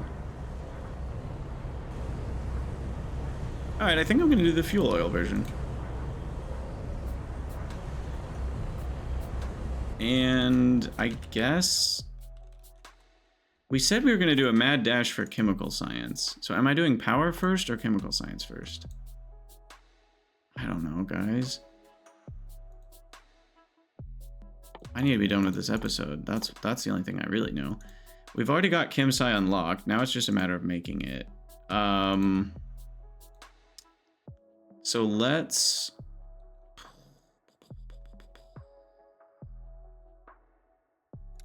Oh, I can get lasers. Oh, I got my turd reselect. If we need it. Huh. Faster cellulose, better cellulose? I don't know. What are we doing? What am I doing with my life?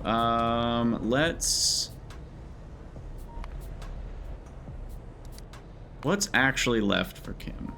We're like the actual chemical science itself. Done, done, done, done, done, done, done, done, done. I only need one more object, and it's nuclear samples. And then we are producing chemical science. So let's do chemical science next. We're basically there. And for the nuclear, we're basically there because I've already got yellow cake going. I should check on that. So all we need is the last part, and then we're good. Which is turning yellow cake into the plutonium, or the plutonium-238. I just want to make sure yellow cake is running. I haven't looked at that, and then we'll be done with the episode. And I mean that for real. I need like a word that means for realsies. What's my for realsies term? The Krydax means it. That explains the issue here. Okay, so yellow cake will be good to go here in a moment. Once our trash is taken out. It looks like it was running, but...